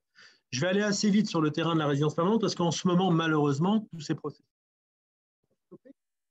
On a, du fait de la crise sanitaire, un gel de ces processus, mais il existe effectivement des capacités de demander sa résidence permanente tout en étant en France, en demandant effectivement des programmes spécifiques, programmes entrepreneurs, programmes investisseurs. Donc tous ces programmes, on attend avec impatience leur réouverture, mais existent. Je vais me focuser, si vous voulez bien, ici sur ce qu'on fait en ce moment, pour être très pratique, pour le compte des clients. Ce sont des visas. Pourquoi? Parce que ça fonctionne encore assez bien et qu'on a un programme qui est le visa temporaire pour les sociétés filiales et les sociétés mères, avec un programme assez subtil mais très efficace, le programme intra-société qu'on utilise aisément et qui peut permettre effectivement, dès lors qu'on a une société en France, d'acheter une société au Canada, donc on achète des actions, déclare effectivement que cette société achetée est une filiale et on bénéficie d'un programme spécifique pour favoriser effectivement cette immigration. C'est une mutation qui est demandée entre les deux sociétés, un transfert intra-société est organisé, un programme qui fonctionne bien, pour lequel on obtient des visas rapidement. On peut obtenir des visas encore également différemment par le biais d'un contrat d'emploi, d'un contrat de travail. Là encore, il faudra préalablement bien organiser les choses. Ça fonctionne encore aujourd'hui malgré la crise. C'est plus lent, comme on l'a rappelé, mais on peut encore manager des projets. Et puis, surtout, on attend avec impatience un peu de souplesse maintenant dans la gestion de cette crise sanitaire pour permettre effectivement de réamorcer véritablement tous ces programmes. Très bien, merci. Bon, il reste un aspect quand même à regarder et à écouter. En tout cas, c'est David qui va nous répondre sur le sujet, c'est la question du financement. Oui, effectivement, je vois que l'heure passe et donc je vais essayer d'accélérer afin de pouvoir rester dans les délais rapidement. Donc, mettre en lumière les différences sur les pratiques de financement, notamment sur l'entreprise et le professionnel au Canada versus la France. Ici, vous avez ce qu'on appelle le credit score, c'est-à-dire un scoring indiquant une probabilité de défaut et toutes les banques canadiennes l'utilisent abondamment, que ce soit pour le privé ou le professionnel. Donc, ça, c'est vraiment une grosse différence, notamment lorsque vous venez de l'extérieur où le credit scoring ne s'applique pas en France. Et donc, il va falloir contourner un petit peu cette problématique et sécuriser votre dossier de crédit par rapport aux banques canadiennes. L'analyse se fait beaucoup par secteur d'activité. Ici, les directeurs de compte, hein, c'est comme ça qu'on les appelle dans les banques, sont spécialisés par secteur d'activité. Et bien évidemment, il va falloir avoir un vrai savoir-faire au niveau de l'analyse de bilan. C'est là où on peut vous accompagner. Retenez que la notion de fonds de commerce, telle qu'on la connaît en France, n'existe pas vraiment au Canada. C'est-à-dire que les trois notions de base que sont la localisation, l'activité et la clientèle pour définir finalement un fonds de commerce n'existe pas au Canada. Et donc, il va falloir, comme je l'ai dit, analyser le bilan de manière très pointue pour voir si les actifs au bilan valent véritablement ce qu'ils sont reflétés, ou voire plus, ou un peu moins. Et donc, tout l'intérêt d'avoir notamment des experts juridiques, comptables, pour pouvoir le vérifier, que ce soit la marque, l'enseigne, les brevets, le site Internet ou d'autres actifs qui ne seraient pas valorisés au bilan, mais qui vaudraient véritablement quelque chose d'important. Voilà. En termes de garantie, on prend ce qu'on appelle ici des hypothèques mobilières. Hein. Alors en France, ça prend plusieurs dénominations, que ce soit un nantissement, un gage, etc. Ici, au Canada, le terme hypothèque reprend toutes les garanties qu'on peut prendre sur l'actif d'un bilan. Donc ça, c'est important à avoir en tête. Il y a beaucoup de vocabulaire qui diffère de la France au Canada, mais au final, sachez qu'on arrive quand même à financer, que ce soit le cycle d'exploitation ou l'acquisition en elle-même. Pour le cycle d'exploitation, on parle souvent de marge de crédit. Voilà. Et puis, une dernière chose, les durées de remboursement sont souvent courtes, comparativement à ce qu'on peut voir en France. Et donc, il y a une nécessité de dégager de la rentabilité relativement importante pour pouvoir faire face à ces charges, avec également des taux qui risquent d'être beaucoup plus élevés au Canada qu'en France, puisque le coût de la ressource du dollar canadien est plus important pour les banques au Canada que l'euro en France. Qu'est-ce qu'on a mis en place avec notre partenaire Desjardins pour pouvoir contourner un petit peu tout ça? C'est la deuxième slide. C'est un certain nombre d'astuces qui permettent vraiment de vous sécuriser lors de votre démarche d'acquisition d'entreprise ici. C'est notamment une lettre de recommandation qui va pouvoir sécuriser la banque qui va vouloir vous prêter au Canada, et on va pouvoir le mettre en place. C'est un système de contre-garantie bancaire qui va pouvoir là également permettre à la banque au Canada d'être un peu plus confortable en termes de prise de risque. Et puis, c'est des notions de partage de risque qu'on a mis en place avec Desjardins, qui permettent sur des grosses opérations de pouvoir cofinancer et partager le risque sur des acquisitions conséquentes. Au Canada, vous aurez aussi accès à ce qu'on appelle le financement non conventionnel. Grosso modo, en France, on appelle ça du haut de bilan. Donc là aussi, ça s'utilise. Et puis là également, on a des offres qui permettent de vous accompagner en haut de bilan, dette mezzanine ou tour de table d'investisseurs. Également, ce qui concerne les réponses aux appels d'offres, ici, c'est un gros marché. Vous aurez accès aux appels d'offres fédéraux, provinciaux, municipaux. Et puis là, automatiquement, ça sera une banque canadienne qui devra garantir la réponse à l'appel d'offres et ensuite éventuellement les différentes cautions de performance ou autres. L'importance donc pour une banque, enfin un client français qui voudrait se développer, d'avoir à ses côtés une banque française, puisque les banques canadiennes, pour répondre à ces appels d'offres, redemanderont très certainement une garantie, ce qu'on appelle un back-to-back d'une banque française. Et donc, si vous avez la chance d'être client du groupe CIC, à ce moment-là, avec Desjardins, on a un accord qui permet de contre-garantir ces appels d'offres locaux. Bon, au final, accès à un réseau large, Desjardins, c'est un peu plus de 40% de part de marché sur les PME du Québec. Et c'est notre partenaire principal ici. Et puis un interlocuteur unique, et ça c'est important. Je dirige le bureau de la Banque transatlantique ici à Montréal, et ma collègue Hélène Renaud, qui nous écoute, elle dirige le bureau du CIC, et elle aura la possibilité de vous accompagner et centraliser les demandes de vos projets de développement et bancaire ici au Canada avec Desjardins. Voilà, je repasse la parole à Frédéric. Alors, merci David, merci Eric et Frédéric aussi pour donc, toute cette présentation sur l'acquisition d'entreprises au Québec. Je propose maintenant quand même que Frédéric revienne sur les aspects juridiques essentiels à comprendre quand on veut entreprendre ou investir au Québec. Oui, merci Barbara. Effectivement, rapidement, c'est vrai que notre cabinet qui est basé tant en France qu'à Montréal, moi j'anime la Société de Montréal en tant qu'avocat ici. On a effectivement cette expertise d'amener des clients entrepreneurs, parce que c'est notre métier. Moi, je fais du corporate et puis de la fiscalité, tant en France qu'au Canada, donc c'est vraiment notre pratique. Eh bien, il y a des choses à savoir, des écueils à connaître aussi, pour bien avancer et avancer en sécurité. Alors, c'est vrai que les partenaires là autour de la table ronde d'aujourd'hui sont vraiment idéaux pour vous présenter les choses. Avec beaucoup d'intérêt aussi, les particularismes de bancaire, c'est des choses essentielles, parce que quand on fait un projet d'implantation, on a besoin d'un support financier, c'est souvent la clé, et là, véritablement, des solutions sont proposées. Alors moi, ce que je voudrais vous dire assez simplement, je vois que le temps a fortement passé, je comptais peut-être prendre un peu plus de temps, mais je vais raccourcir, vous dire quand même qu'il y a quelques spécificités qu'on ne peut pas ignorer quand on est français avec le Canada sur le plan juridique. La première spécificité, c'est une grande spécificité, ça c'était les points communs effectivement, mais la grande spécificité pour moi, c'est un système fédéral. Et ça, Français, on n'est pas habitués. Les Allemands, ils sont habitués, les Américains aussi, ils sont habitués, mais nous, Français, nous n'y sommes pas habitués.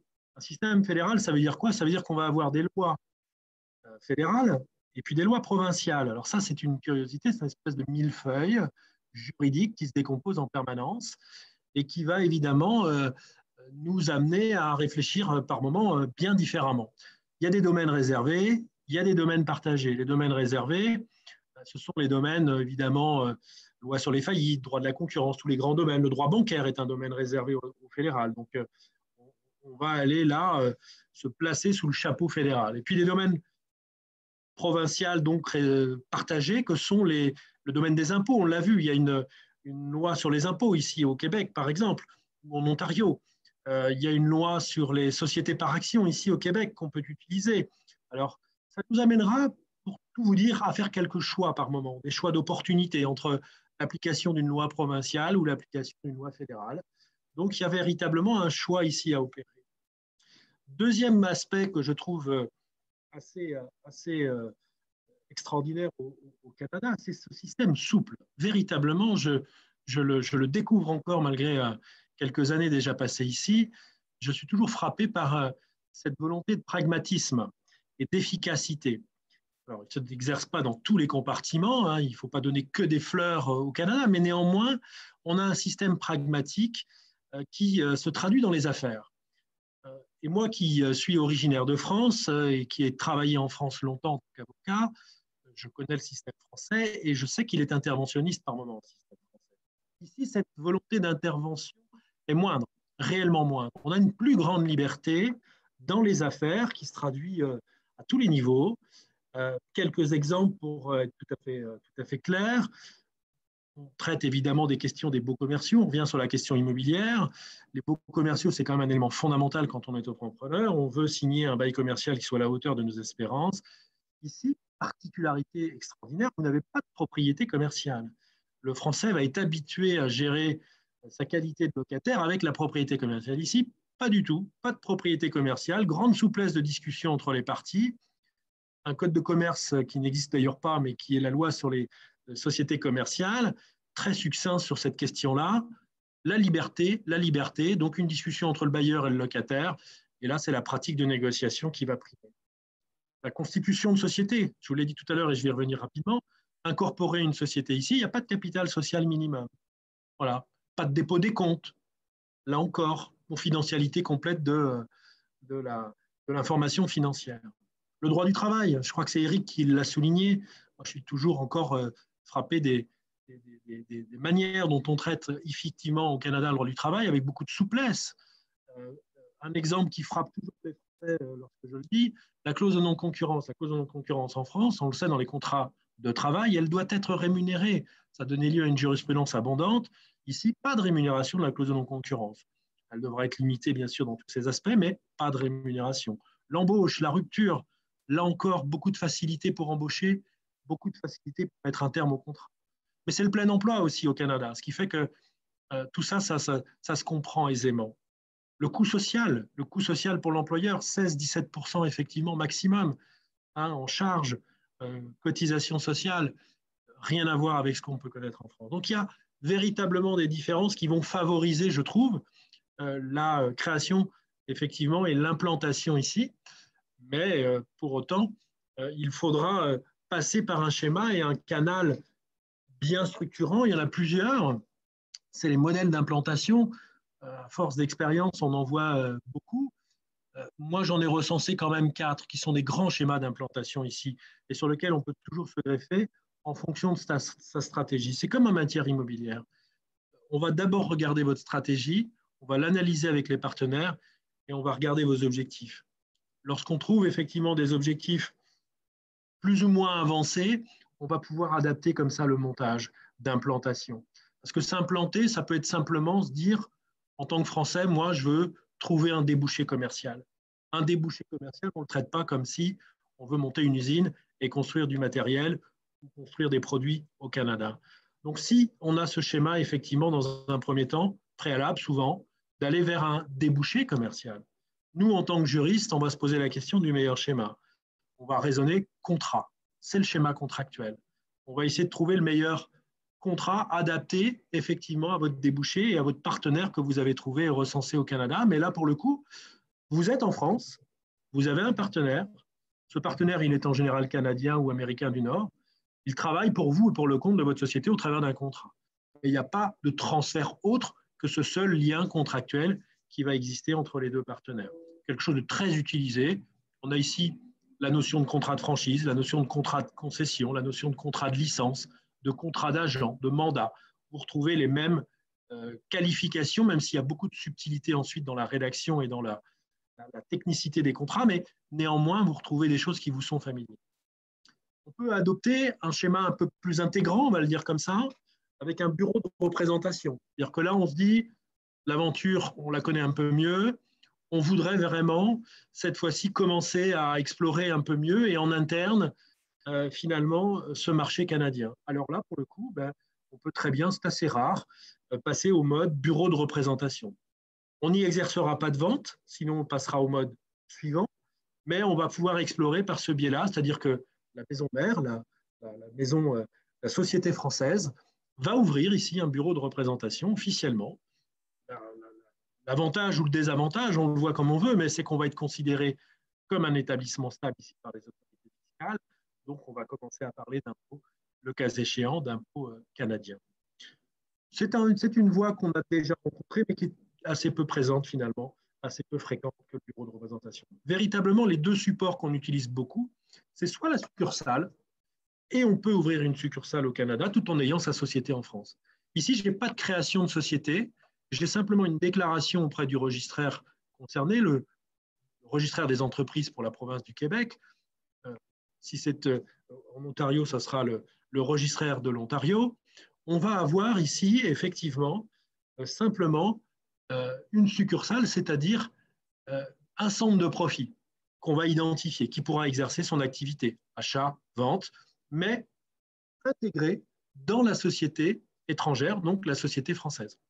Ça veut dire quoi, techniquement? Ça veut dire que ça a des avantages parce que ça a le mérite de la souplesse, du peu de complications à l'organisation et à la mise en place, mais ça a peut-être un désavantage.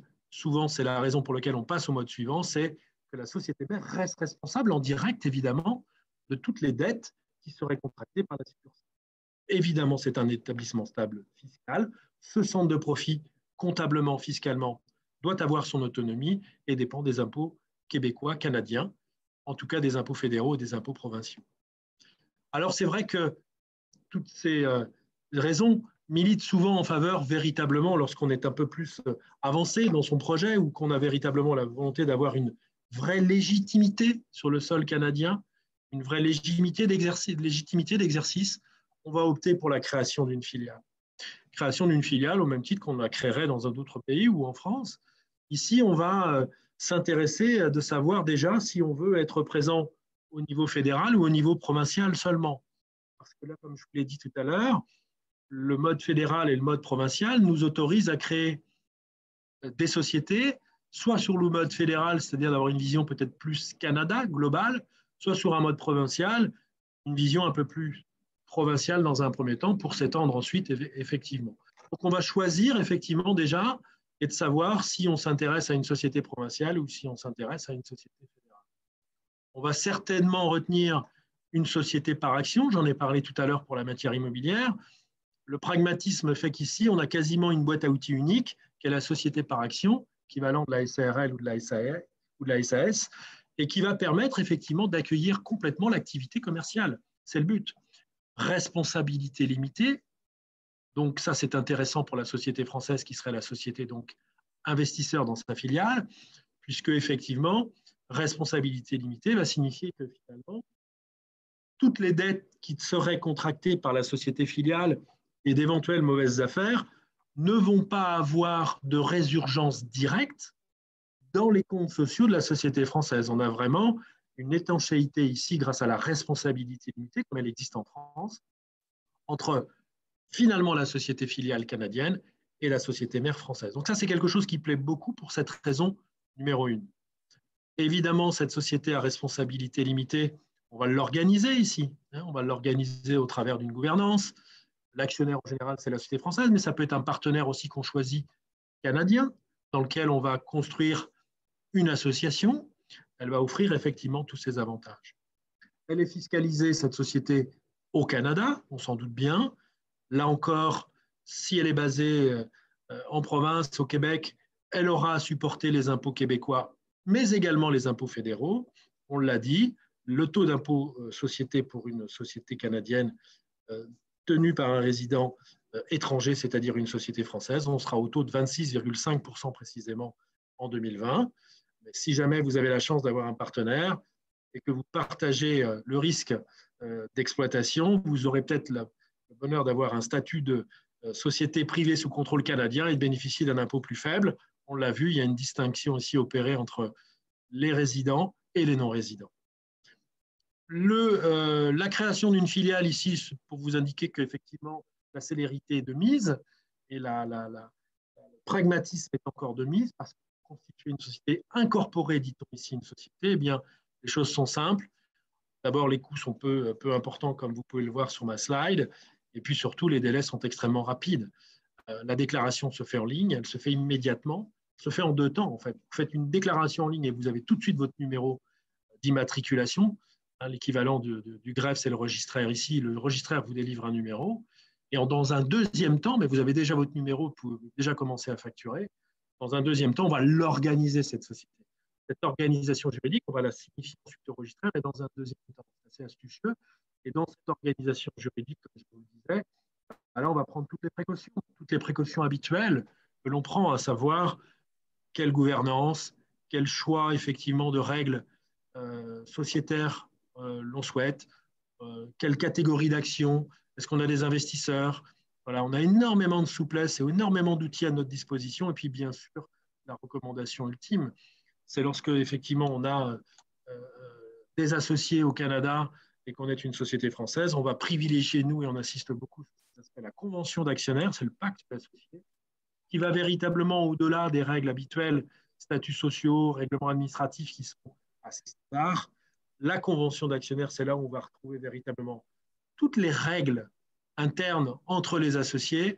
Et là, on a une grande liberté contractuelle qui est vraiment très commode, qui peut permettre de faire des réglages pointus entre la volonté de l'associé français et son associé canadien, de régler les choses sur mesure, de telle manière que, en tout cas, on peut le supposer, les choses se passent bien pour la suite.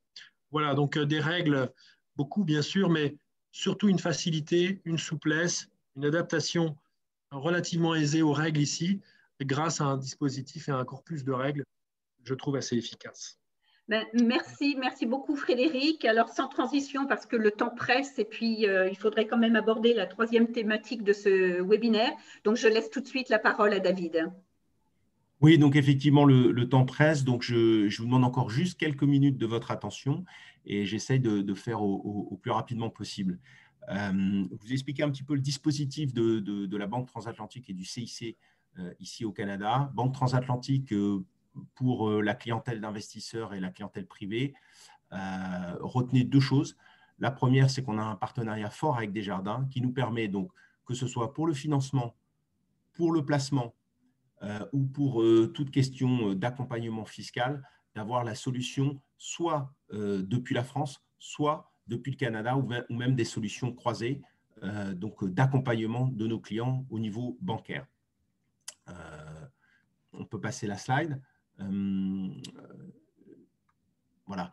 Voilà, nos clients historiques, français expatriés, investisseurs étrangers ou investisseurs français souhaitant se développer au Canada.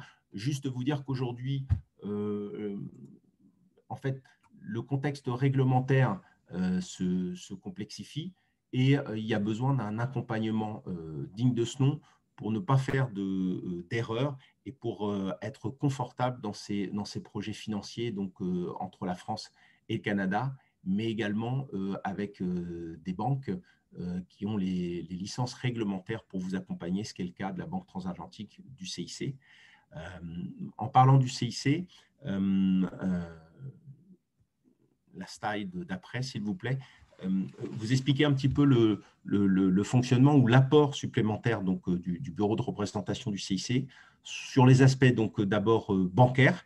Alors, principalement pour les filiales canadiennes, j'espère pour vous que vous créerez donc un certain nombre de filiales canadiennes et à ce moment-là, vous aurez accès à des financements et des émissions de garantie, notamment, comme je l'avais dit, pour les appels d'offres et en coopérant avec notre partenaire local ici, Desjardins, ce qui vous permet d'aplanir en fait tout ce qui est inconvénient lié à l'absence d'historique de crédit, du crédit scoring dont je vous parlais, ce qui est très important ici au Canada. Vous aurez également l'accès à l'ouverture d'un compte dans une banque locale, y compris à distance, ce qui est notamment très intéressant dans une période de Covid.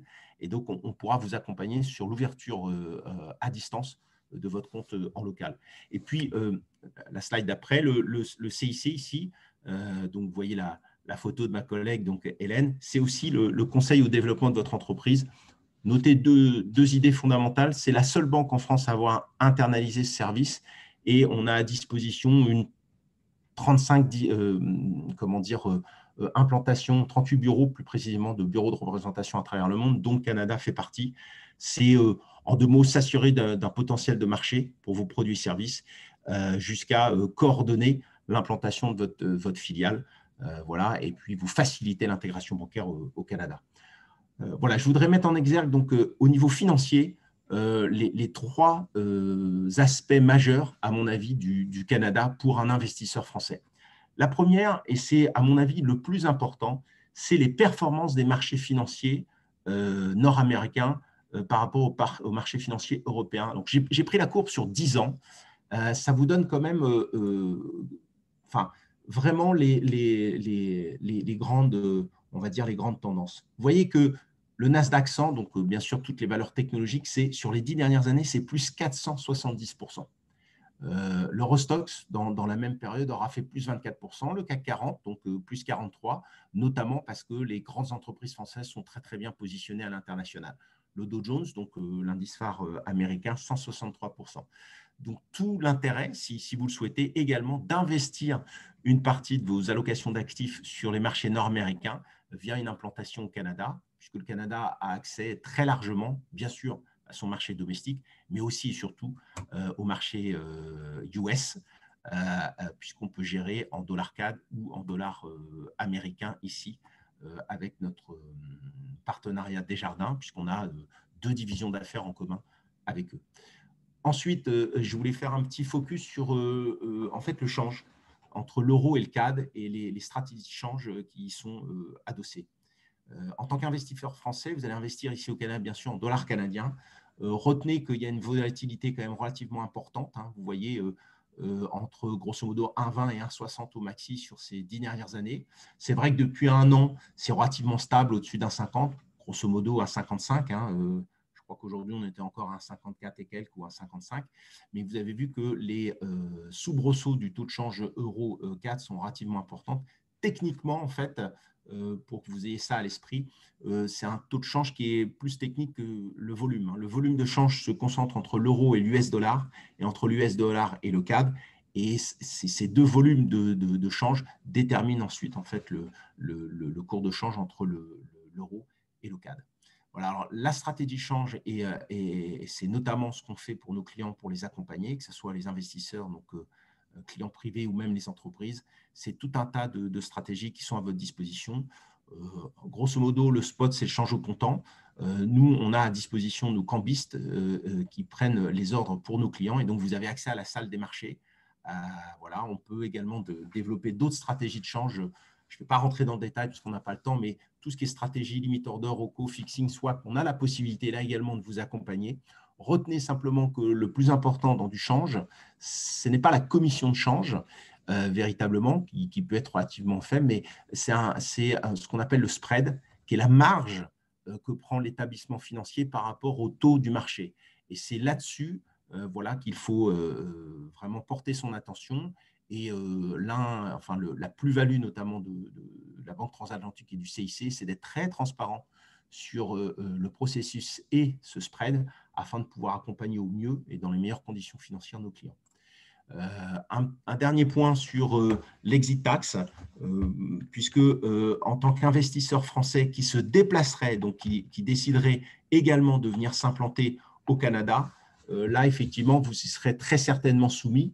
Qu'est-ce que c'est? En 2 mots, ça concerne les contribuables français détenant des participations dans des sociétés ou des placements financiers qui transféreraient leur domicile fiscal hors de France. Retenez qu'il faut finalement détenir plus de 50% des droits de vote des bénéfices dans une société pour y être assujetti. C'est à partir de 800 000 euros et ça inclut également tout ce qui est au PCVM. Voilà. Et il faut, 1, calculer cette exit tax et 2, délivrer une garantie à l'État français avant qu'elle ne s'éteigne. Le taux de cette exit tax aujourd'hui est de 30% sur la plus-value latente du périmètre sur lequel il s'applique, 30% qui reprennent 12,8% au titre de l'impôt sur le revenu et 17,2% au titre des prélèvements sociaux. L'intérêt, c'est que la nouvelle loi de finances 2009 octroie un sursis de paiement et surtout un dégrèvement total de cette exit tax qui est passé de 15 ans à 2 ans, voire 5 ans lorsque la valeur globale des titres excède de 2,57 millions d'euros. Donc, ça ne concerne pas tous les contribuables, mais un certain nombre de contribuables qui viendraient s'établir au Canada pour y développer leurs activités et transférer leur domicile fiscal, ils seraient effectivement assujettis. Voilà. Et donc, il faut s'en occuper. On a la capacité, effectivement, de coordonner tout ça avec nos clients pour que ça soit le plus facile possible et le moins impactant. Voilà, je pense avoir fait le tour en termes de présentation d'opportunités financières sur le Canada. Voilà, peut-être une dernière chose avant de passer la parole à M. Joanneau pour la conclusion, c'est vous rappeler que… Avant la conclusion, on aura quelques questions, David. D'accord, donc peut-être juste vous rappeler que le contexte international est de plus en plus complexe, vous l'avez vu, et que vous avez la nécessité d'une expertise patrimoniale pour vous accompagner dans vos investissements. Et c'est pour ça que j'ai demandé autour de cette table virtuelle d'avoir nos partenaires de référence au Canada afin que vous ayez une vision complète des choses et que vous sachiez que vous serez accompagné comme il se doit si vous décidez finalement de venir investir au Canada ou d'y investir depuis la France. Merci beaucoup David. Alors effectivement, tu étais le dernier, donc ça a été un peu plus pressé. Donc nous allons prendre peut-être quelques questions avant de conclure. De toute façon, tout le monde a vu sur le chat que vous pouvez rejoindre chacun des intervenants dans des salles virtuelles individuelles, donc n'hésitez pas à retrouver donc nos intervenants. Alors, on a peut-être 2-3 questions à prendre, notamment une, parce qu'elle s'adresse un petit peu à tout le monde, c'est est-ce que tous les intervenants peuvent justement intervenir aussi en dehors du Québec? Alors, je crois que David a déjà répondu à la personne qui posait cette question, mais par exemple, Frédéric, Eric, notamment Heidi, et éventuellement, vous pouvez aussi donner votre avis. Donc, alors pour la Banque transatlantique et le CIC, c'est oui, on dispose des licences réglementaires et de la courbe d'expérience pour vous accompagner en dehors du Québec, surtout le Canada. Frédéric? C'est pareil, on a notre cabinet à Paris, cabinet à Rennes et cabinet à Montréal. Et puis moi, je suis avocat des 2 côtés de l'Atlantique. Donc oui, au contraire, c'est notre spécialité. Eric, ton micro, si tu veux répondre. Est-ce que Classe Affaires est capable de… Oui, alors c'est vrai qu'on est à 60 en termes d'acquisition d'entreprises. On est peut-être un petit peu plus présent dans les cessions de franchise sur l'Ontario, un petit peu moins présent en cession d'entreprise sur l'Ontario, plus sur le Québec. Mais on a le réseau complet pour pouvoir prétendre à mener n'importe quel accompagnement sur l'Ontario. D'accord. Et Heidi En fait, pour le courtage, chaque province a sa propre réglementation, sa propre certification.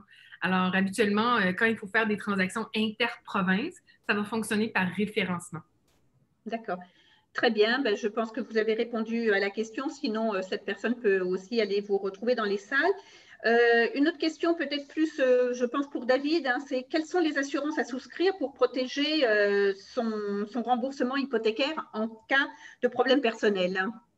Ah, effectivement, très bonne question. Donc, on parle plutôt des assurances emprunteurs, j'imagine. Donc, tout ce qui est décès, PTIA, ITT, IPT, donc décès, perte totale irréversible d'autonomie, incapacité temporaire ou totale ou permanente de travail.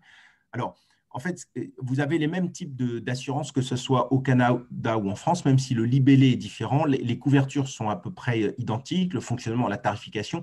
La vraie problématique, comme souvent lorsqu'on fait un financement d'un pays à l'autre, c'est finalement le statut de la personne qui va être assurée du point de vue, par exemple, des banques canadiennes. Est-ce que vous allez être un résident canadien ou un non-résident du Canada? Donc, si le financement est fait donc, au Canada, l'assurance est prise en général par un courtier, donc en dehors de la banque. On a, nous, nos références, on vous mettra en relation. Et là, vous devez, à minima, vous garantir pour le risque d'essai. C'est ce qu'on demande au Canada. Et puis, vous pouvez vous garantir pour d'autres risques.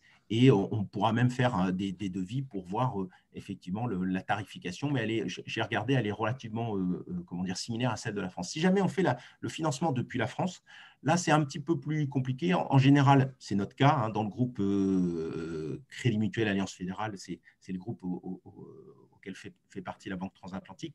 On ne va pas assurer un non-résident de France. Si c'est un Français qui a investi au Canada et qu'on décide de l'accompagner et de le financer, on pourra l'assurer aux conditions classiques. Par contre, si c'est un résident canadien qui fait appel à nous, par exemple, pour financer un bien au Canada, à ce moment, on ne pourra pas l'assurer avec notre contrat groupe puisqu'on n'a pas la possibilité de le faire. Mais là, à nouveau, on a des liens privilégiés avec des courtiers qui ont les contrats pour assurer ces personnes. Donc, j'espère que j'ai bien répondu à la question. Oui, c'est possible. Il faut simplement faire attention au statut en fait, de la personne par rapport à la banque qui lui prête. Très bien. Alors, je pense qu'il y a encore une petite question pour Classe Affaires. Quelle est la différence entre un courtier d'entreprise et Classe Affaires? La différence fondamentale, c'est que nous, on n'est pas rémunéré au succès. On n'a pas de success fees. Donc, on est vraiment, je dirais, à disposition du client. La deuxième chose, c'est que les courtiers d'entreprise ici ne sont pas tous forcément enclins à vendre à des étrangers parce que ça complexifie le processus. La différence, c'est que nous, on prend en charge le volet immigration qui est fondamental pour un projet d'acquisition pour quelqu'un qui veut venir s'installer au Canada. L'acquisition, d'ailleurs, est complètement attachée à la stratégie d'immigration et la stratégie d'immigration est adaptée au projet professionnel. Donc, c'est ça. Et nous sommes présents des deux côtés. Donc, c'est-à-dire qu'on a la possibilité, on a plus de facilité, on va dire, à traduire ce qu'un cédant veut et le rapporter à l'acquéreur. Et l'acquéreur, qu'est-ce qu'il veut vis-à-vis du cédant. Voilà. Grosso modo, c'est un petit peu les grandes différences, on va dire. Ben, très bien, je pense que le temps a filé, le contenu était très dense, donc merci à vous tous, conférenciers, conférencières, auditeurs, auditrices. Puis là, ben, je laisse la parole à David Eap et à Daniel Joanneau pour conclure ce webinaire. Écoutez, moi, en deux mots, merci aux gens qui se sont joints à ce webinaire. Merci à nos partenaires d'avoir bien voulu animer avec moi ce webinaire. Comme vous l'avez noté, le plus important, c'est d'être accompagné. Et la Banque Transatlantique étant présente depuis plus de 8 ans maintenant à Montréal, on a une courbe d'expérience qui nous permet aujourd'hui de faciliter l'intégration financière de nos clients au Canada, qu'ils viennent s'y établir ou y investir. Et on le fait avec des partenaires de référence. Donc, les 3 partenaires que vous avez vus qui m'ont accompagné sur cette présentation sont des gens avec lesquels on a l'habitude de travailler dans une logique de guichet unique, hein, comme l'a dit Éric Gerbier, l'idée étant de vous faciliter les démarches. Voilà, sans plus tarder, je vais passer la parole à Daniel Joanneau et je le remercie à nouveau de nous avoir donné l'opportunité de vous présenter les différentes pistes d'investissement au Canada. Merci beaucoup, David. Je vous félicite et je félicite tous les intervenants pour la qualité de leurs interventions précises, opérationnelles. Vous avez donné beaucoup de bons conseils, très utiles si on veut s'installer au Québec, ce qui est la démarche naturelle de beaucoup d'entreprises françaises. Très utile aussi pour les entreprises qui font le choix de s'implanter directement dans une autre province que le Québec. Nous avons des exemples de succès français en Ontario, de succès français à Vancouver. Vous avez des relais, non seulement à travers les intervenants de ce soir, mais nous avons aussi des consuls généraux à Vancouver, à Toronto qui sont très actifs et très engagés dans la diplomatie économique. Il y a aussi une chambre de commerce française en Ontario. Tous sont à votre disposition. Je rappellerai très rapidement que le Canada est vraiment un pays pour les PME. C'est un pays de PME dans lequel les PME françaises se sentent très vite à l'aise et trouvent des partenaires de leur taille qui peuvent être des partenaires très, très fiables. Ensuite, les entreprises françaises, et en particulier les PME, ont une très bonne image au Canada, une image d'innovation, et elles bénéficient de cet a priori très, très favorable. Troisième remarque, 2021 au Canada sera inévitablement l'année du rebond, l'année de la relance. Donc c'est vraiment le moment de faire des projets. Et je voudrais recommander à tous la lecture du très remarquable conseil, le rapport du Conseil sur la stratégie industrielle du Canada, conseil présidé par Madame Monique Leroux, ancienne présidente de Desjardins. Et pour tous ceux qui s'intéressent au marché canadien, c'est une mine de données, d'analyse et d'éclairage très, très utile. Et enfin, bien sûr, l'AECG, le CETA est là pour créer un contexte très favorable à une installation au Canada et à partir du Canada, éventuellement une expansion sur le grand marché nord-américain. Merci beaucoup.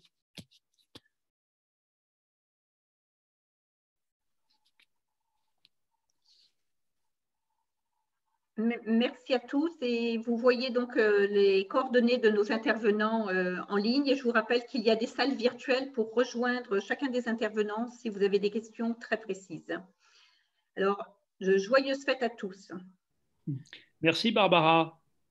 Oui, on va tous bravo à tous. intégrer nos salles respectives et puis on vous attend pour celles et ceux qui souhaitent continuer avec des questions peut-être plus particulières voilà, dans les salles et les salons virtuels spécifiques.